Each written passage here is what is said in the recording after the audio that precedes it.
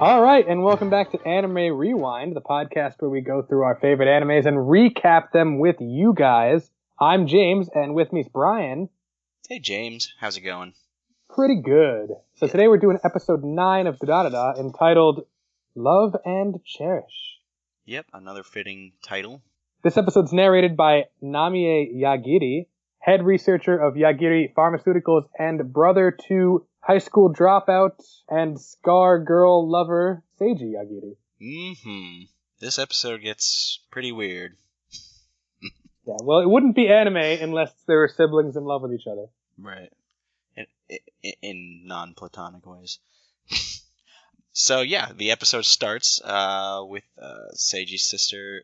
She's driving and she has this inner monologue where she talks about her love and how it's perfect, and she's apparently still funding her brother. And obviously the love she's talking about is for her brother. So she basically seems to be pouring her whole existence into, keeping her brother happy at all costs. Right, and she's narrating and saying that, other people's love isn't really real in the same ways that her are, and that everything else is kind of fake compared to her love. Right, yeah. Like typical, egomaniac stuff.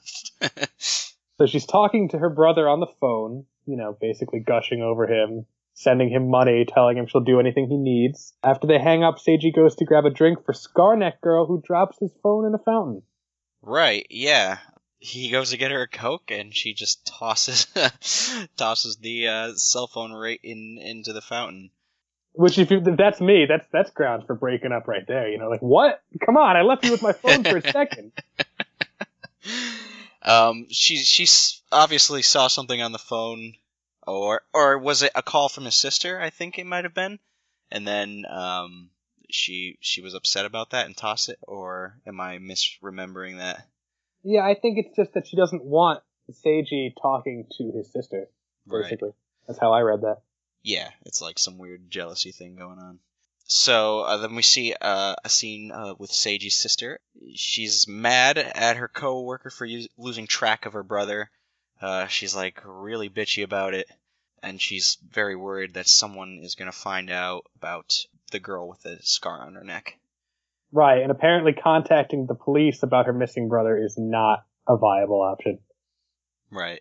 And then we have a flashback. And she talks about her uncle, who I guess was their caretaker, and how he would buy her, these foreign dolls, and she never liked the dolls, and she found him to be, very self-absorbed. So I guess her and Seiji were often left home alone in this, big, expensive house by themselves. So one day she finds Celty's head, which is, in this jar of green liquid. It's in the uncle's study room. Without a second thought, not giving any mind to it, she, is excited to show Seiji what she found. Yeah, and it kind of puts him into a hypnotic trance, which is something that also happened. Her uncle would, talk to Celty's head and really seemed in love with it. And, upon first sight, the same thing seems to happen to Seiji. So I wonder if there's, some kind of magical properties around Celty's head which cause men to become powerless in the face of it or something. Yeah, that's a possibility. I mean, we don't know I don't know all the lore behind, Dualhans. Maybe there's something that's supposed to be, enchanting about the face of a Dualhan or something like that. She feels that showing Seiji was, this major mistake, since she now feels that she's kind of competing for his love with this head. Right. Back in the present, she makes a visit to everyone's favorite character, Isaiah, in an attempt to get him to help her track down her brother. Right, and we find out that Isaiah was the one who was providing her company with a list of illegals for them to experiment on. Right. So he's apparently got his hand in many a pie. Oh gosh, yes. So, but she's not there for that. This time she's saying, help me find my brother. But he's not really being helpful. He's like, you're so worried about your brother. Aren't you more worried about your company, which is, in danger of being bought out by this much bigger foreign company? Right, yeah, so I guess there's some rumors that this company, Nebra, is going to buy out the pharmaceutical company.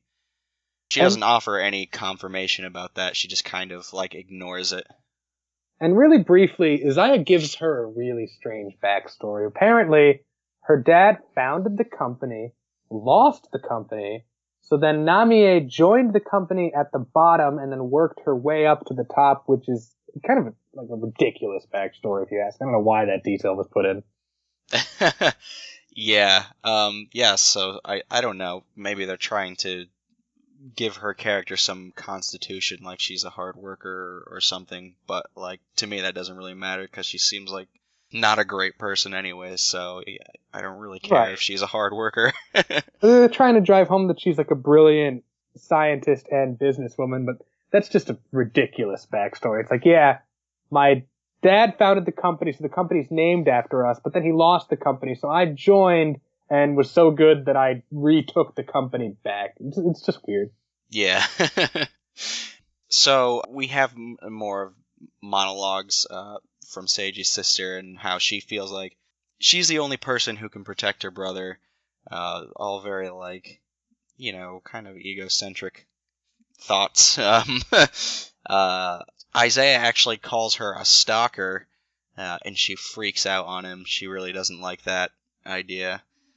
Yeah, and he's also like, oh, your brother's just a guy with needs, let him do his own thing. Not terrible advice. Right. And Isaiah also asks her if, are you jealous of this girl with the scar on her neck? And she actually kind of like casually says like, no, why do you ask? But like, she obviously is. We know from her inner monologues that she's thinking about it all the time, whether she wants to like admit it to herself or not. So she briefly gets distracted by this game board that he's got on his like coffee table. It's a Go board, but he's got chess pieces and shogi pieces and Go pieces all on it. And it looks like he's playing like a nonsense game against no one. Right. Yeah. I mean, I think that's just the metaphor that Isaiah just likes to cause chaos. Like, it's all these games mashed together in, like, it's just interesting. It doesn't make sense. He doesn't care as long as it's interesting. Right. So then we see a flashback, and she's getting frustrated with her brother, who keeps, like, sneaking off to stare at Celty's head, which is still in the study room. And she actually convinces her uncle to, like, relocate the head to his facility. One day, her security card goes missing. She can't find it, and the head goes missing as well. And later that day, Seiji calls her and confesses to murdering someone. She's like, oh, I'm so glad I finally have a reason to control Seiji's life. Right, yeah. She doesn't even give a second thought to the idea that he murdered someone. It's just like, oh, my bro needs me. Wow, that's so nice. The woman that he killed is apparently Harima Mika, which is the long-lost friend of Henri's, who disappeared. Right, and kind of solved. Yeah. So Mika walked into Seiji's room, and she saw the head, and so Seiji wouldn't stand for that. She knew too much, so he killed her. So we can kind of conclude from this that the body of the scar-necked girl belongs to Mika. Right. From what we're led to believe is that they apparently sawed off Mika's head and attached Celty's head to her body. Right. Pretty grisly. Sure is. And then we go back to the present. Isaiah ends up finding Seiji, and he tells his sister that the cops have him. Right. So she leaves to go find him, and at that point, Isaiah moves some of the pieces on his board, so apparently that game board means something to him. Right. The redheaded girl is getting texts from a person identified as Nakuda, saying that she's being followed by Seiji's sister, and that she needs to escape.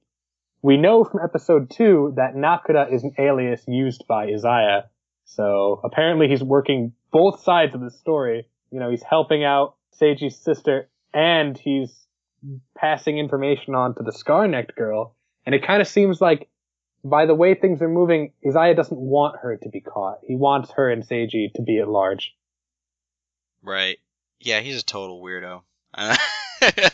He's like a control freak. He needs to have strings on everyone. So yeah, he sends the text, and then the Scar-necked girls. She's trying to get Seiji to leave. She's concerned because of the text, and Celti and Shizuo happen to be, in the area. They're in the park. They oversee this kind of spat going on. Then Celti finally sees her face on another body, which is obviously very alarming for her. Right, so she goes over to try to grab the girl, who sees Celti and flips out. Yeah, she freaks, and Shizuo tries to calm her down. She screams, and Seiji sees this and runs up to Shizuo and starts stabbing into Shizuo with pens. Yeah, this is the weirdest way to fight. I really don't understand. I guess that's Seiji's thing. That's his attack, is he stabs people with pens. Is he a writer? I don't get it. Why is he fighting with pens? I have no idea. It really is weird. But what's funny is that he's stabbing Shizuo and just leaving the pen stuck into his leg, and Shizuo is he's not really very bothered by this. He's just kind of he waves to Celti and says I got this. Go take care of whatever you need to.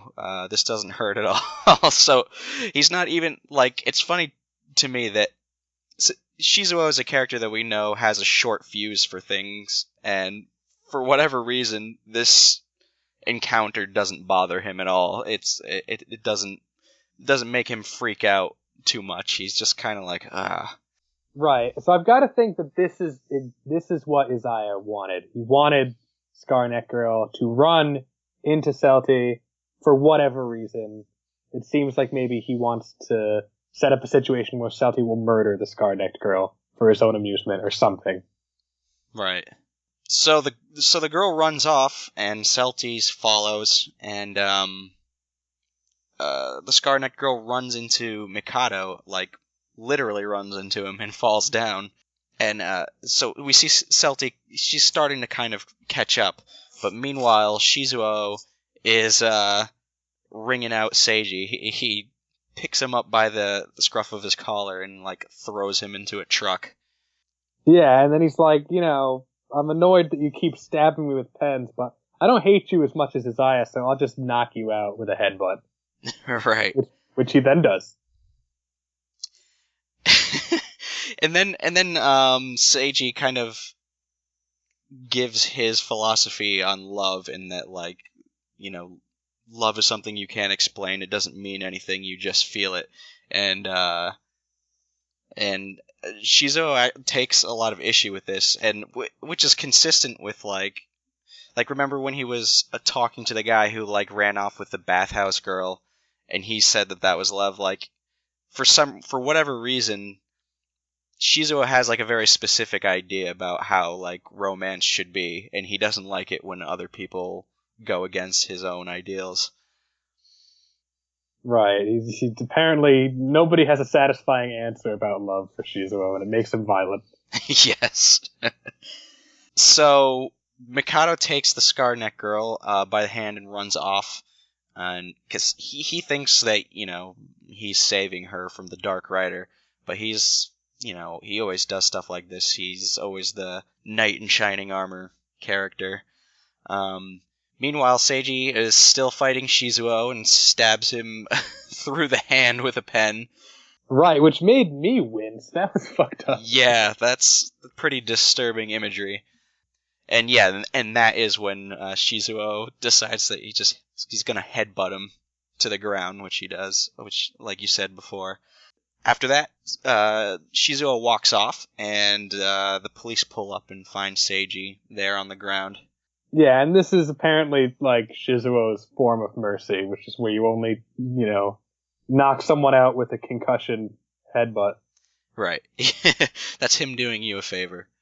So we get more narration from Namie, who says that the experiment, was something that she did for the love of her brother.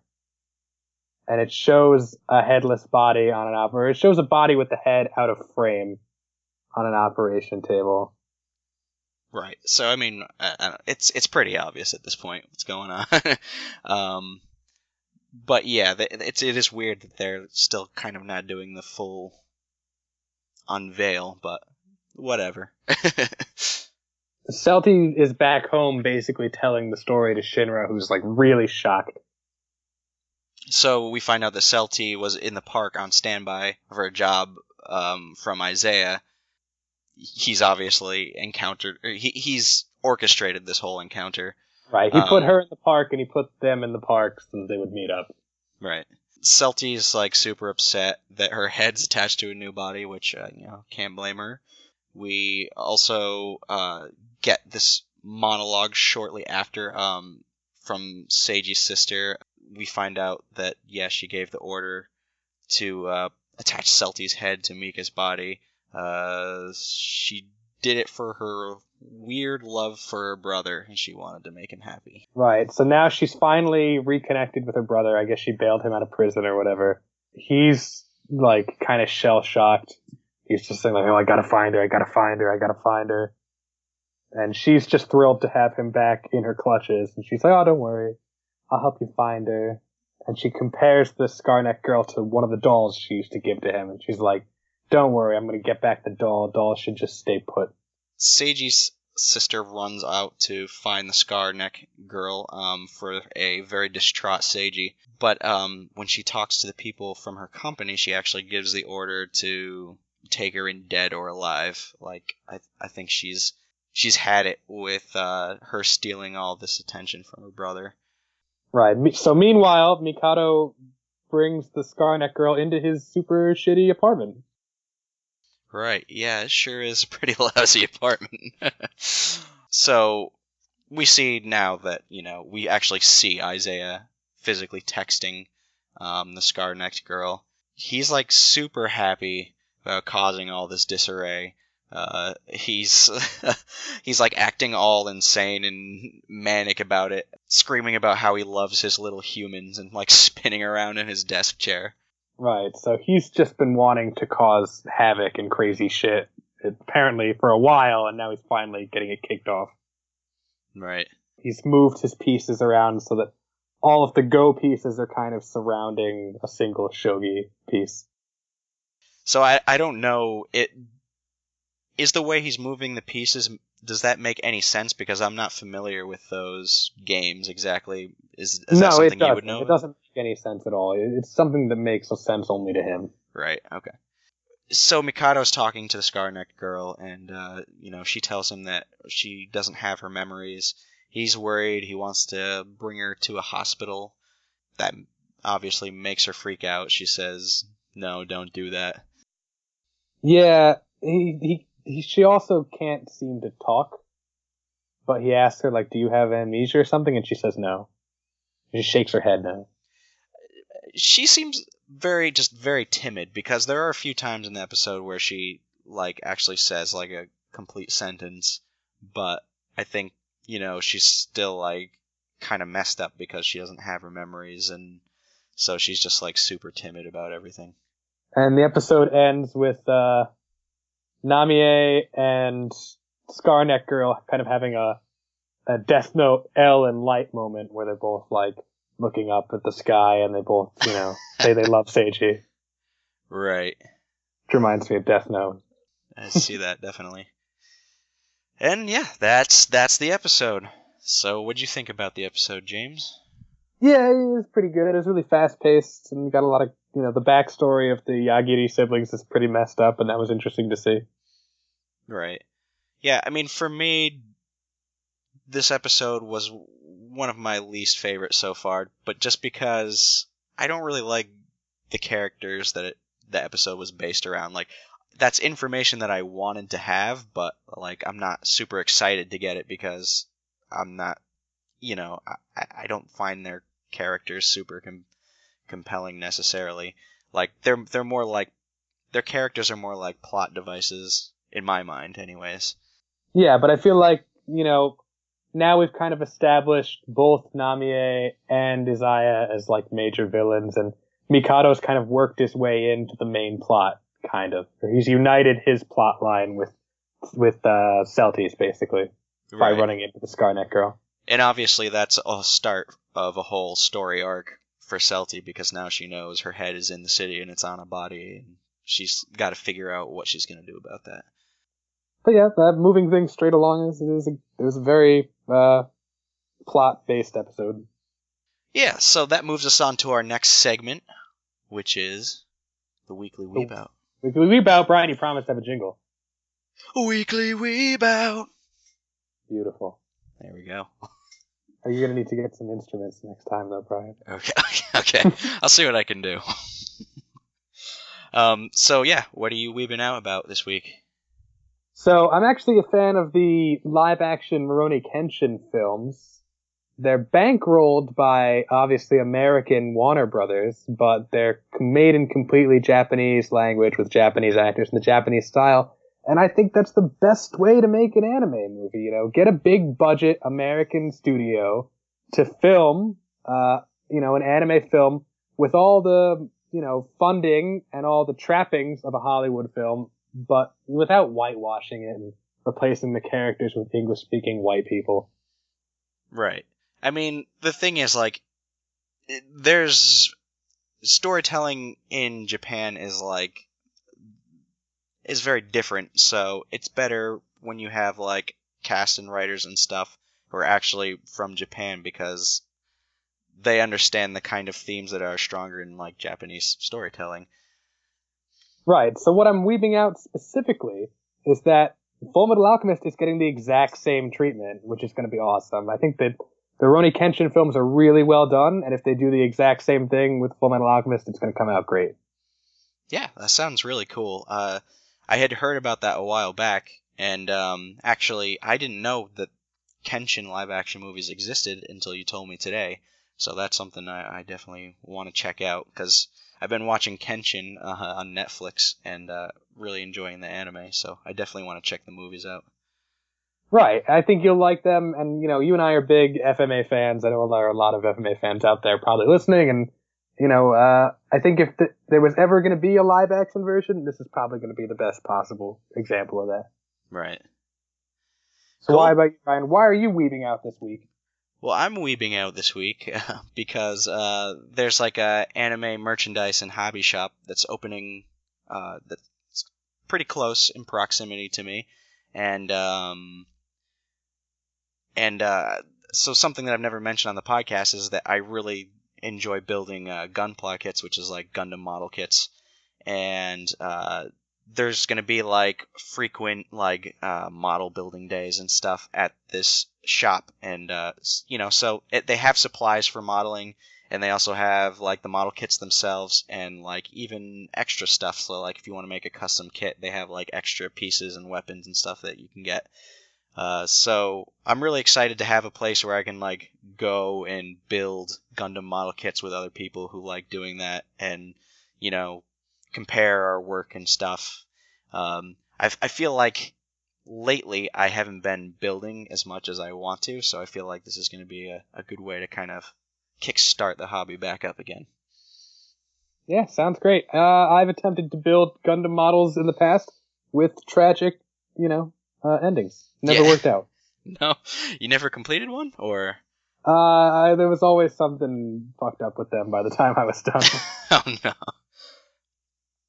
Well, maybe if you ever come back and visit the Americas, we can go to a build day and you can actually build one. Yeah, I can fail to build a Gundam model again as an adult. It'd be great.